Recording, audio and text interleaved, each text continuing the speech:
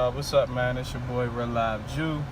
I'm just getting off work. Figured I'd give y'all a little update, man, because I know I haven't been making videos in a while. But 405 pounds on the bench press, on the flat bench press, has been a lifetime goal of mine. Right, I've been working hard for this for a while. I'm 22 years old now, and right now my max bench is 390 pounds. Now I was doing four working sets with 370 pounds. I felt like I was progressing pretty good.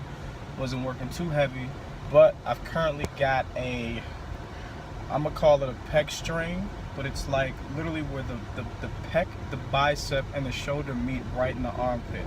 Not necessarily where it connects into the humerus. I wouldn't say that the origin of insertion is there, but there's definitely pain in that general area. Now, this is not the first injury that has plagued me on like my road to 405. Of course, you know, I've dealt with tendonitis in the wrist. I've dealt with like just tricep injuries, inflammation.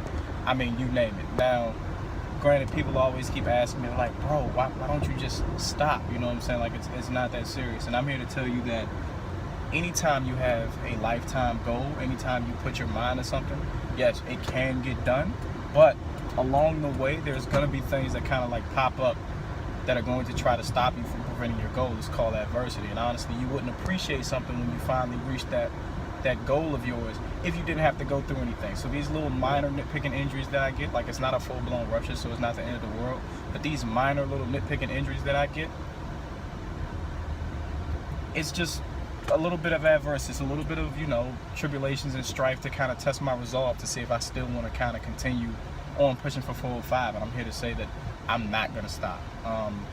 I'm also dealing with a little bit of quad tendonitis, so I'm taking a little break from there. But you know, like I want to be a powerlifter. I want to be one of the best powerlifters. Of course, I want to do it naturally, and I'm going to do it. It's one of those things. Another thing that I want to touch on is the importance of rest and recovery. I do believe that, a lot of us do not put enough emphasis on rest and recuperation. See, the problem is the way that the body works. Like many of us, it's ingrained in our heads, and we probably all do know this information. You know that the body doesn't actually make gains in the gym. I mean, you still got to put in hard work, definitely, but the body makes muscular growth and makes strength gains outside of the gym when you're resting and when you're eating and doing everything that you need to do. And I think too many of us tend to kind of like pound ourselves up, and we don't allow ourselves to take time off because mentally it's like, oh man, I'm not doing anything. I feel like I'm wasting my time. I feel like I'm losing it. You're not. And there's little telltale signs that your body will kind of give you when it's time to take time off, especially if you're lifting heavy like me and you consider yourself to be like a powerlifter or a power builder. You just incorporate heavy lifting.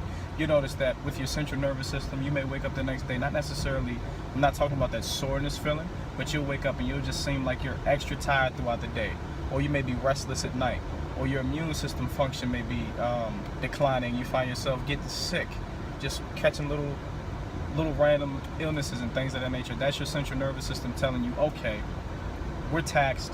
I need to recover and give my CNS some time to come back to 100%. Because, somebody said it best. I can't think of his name right now, but this was the perfect example of how the central nervous system works. It's like, even though you're giving yourself time off from the gym, you may wait 24 to 48 hours before, you know, turning around and hitting another body part and so on and so forth, and your muscles feel fine. It's like, okay, after that first week, your central nervous system was at 100%. You come back the next week, you're at 90%. After that week, you're at 80, 70. Once you start dipping to like the low 40s, that's when you start getting telltale signs. Now, of course, the strain that I'm dealing with, I digress a little bit, I'm coming back, but because the strain that I'm dealing with is a tendon and not muscular, I'm gonna have to take a little more time off than you normally would if it was muscular. And when I come back, I'm gonna have to do like massages, gonna have to do a lot of lightweight, really try to force blood into the area, because tendons and ligaments, it's harder to get blood into the area versus the muscle. So this is the reason why muscles tend to repair and get stronger a lot faster than tendons do. And you can actually gain strength a little too fast. Yes, you can actually get strong a little too quick. It's like, okay, your muscles feel like they're strong enough to handle it, but your tendons can't handle the load that the muscle can handle. And so what happens? You get an injury to the tendon. You know, if you're lucky like me, it doesn't completely rupture and you just get a little serious strain or something like, a minor strain or something like that. A couple of weeks, you rehab it for about a month or two and you're back.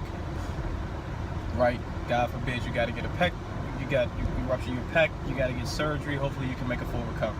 But that's the reason why. So the key is to get blood flow. So I'm going to do nothing for about 3 weeks. So 3 weeks, I'm not going to be lifting any upper body at all. Well, I may just take that time to take a break from the gym anyway. But for about 3 to 4 weeks, I'm not going to do anything. When I come back, it'll be some massaging and it'll be some really, really, really lightweight. I may even focus more on the eccentric motion because that's typically how you strengthen tendons and ligaments and things of that nature. You work on the eccentric motion to kind of strengthen it. High reps, like I said, to pump a lot of blood into the area, just increase blood flow. Obviously, I will incorporate a lot of heat, so I'll be putting like a heating pad on there just to kind of, just increase blood flow into that area, and to try and make a full recovery as quick as I can. But that's kind of my update. That's where I've been at for a while. I'm kind of like nursing this injury. Like I said, listen to your body. Me personally, when I work out, like some people ask, yo, do you work out 3, 4, 5 times a week? It depends. If I, hit chest Saturday, Sunday, Monday, Tuesday, I'm supposed to hit chest again, but it feels a little iffy, I may hit a different body part that day. Or if my whole body feels like it needs to rest, then I'll just take that day off and come and hammer it in the next day. So my days are never really set in terms of when I'm going to work out and what body part I'm going to work out. I really go by feel. I don't believe in overtraining. Like I do believe that CT Fletcher and Mike Rashid and those guys were really onto something when they said there's no such thing as overtraining. But there is such thing as under recuperation. Okay, there is such thing as under recuperating. So the harder that you go in the gym, the more time that you're going to have to take to recover from that workout session. It's simple. The more gas you burn in a car, the more you got to put back into it before you have a full tank. If I drive 15 miles one day and that burns like a quarter tank of gas and I'm down to 3/4, I'm only going to have to put a quarter tank of gas worth to get back up to full. On the contrary, if I go somewhere that burns like a half a tank, I'm going to have to put a half a tank of gas back in there. Your body's no different. Your body is no different. It's funny because, one, I don't even think that I'm that jacked or there's anything special about me to be saying that, I take steroids, but I get steroid accusations all the time. I mean, all the time. You'd be surprised. And there's guys out here who, I know, putting up way better numbers than me. Nothing impressive. Like my deadlift, the most that I've attempted to pull was 505. I'm pretty sure I can do more, but we'll wait on that. Like I said, bench 390. The most I ever squatted was like 450 pounds. And I've got people coming up to me, bro, I know you're taking something. I'm like, are you kidding me? You can achieve that naturally. But it's not hard. My numbers, like I said, are not that impressive. I'm by no means the best person to ever do this, nor am I anywhere near. I know where I want to get. I do want to be elite.